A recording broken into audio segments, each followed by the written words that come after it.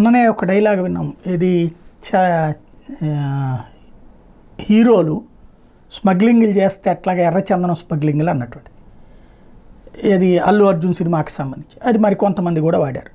ఇప్పుడు ఓజీ సినిమాకి సంబంధించి పవన్ కళ్యాణ్ ఎక్కడికి పోయినా ఓజీ ఓజీ ఓజీ అని అరుస్తున్నటువంటి వేళ దాని మీద నేను పవన్ కళ్యాణ్ అడిగినప్పుడు ప్రస్తుతం ఆయన చేస్తున్న ఉస్తాద్ భగత్ సింగ్, హరిహర వీరమల్లు, ఓజీ ఇవన్నీ ఆయన ఇచ్చిన టైంలో అవతళ్ళు పూర్తి చేయలేకపోయారట.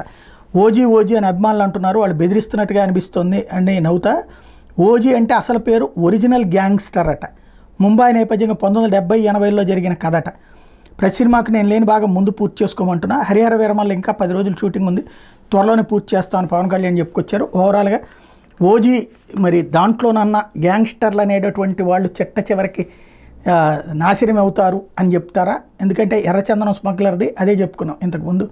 దానివల్ల మంచి ఏముండదు, అది చెడు అనేది ప్రజలకు వెళ్ళాలి కదా, సంకేతం తీసుకెళ్ళట్లేదు అన్నది ఫస్ట్. దాంతోపాటు రెండో దాంట్లో ఇంకా మరింత దారుణంగా పోలీసులను ఎట్టాగా హింసించేస్తాడు, పోలీసుల మీద కూడా డామినేషన్ అన్నటువంటి పాత్ర పోషించి తప్పని అనుకున్నాను.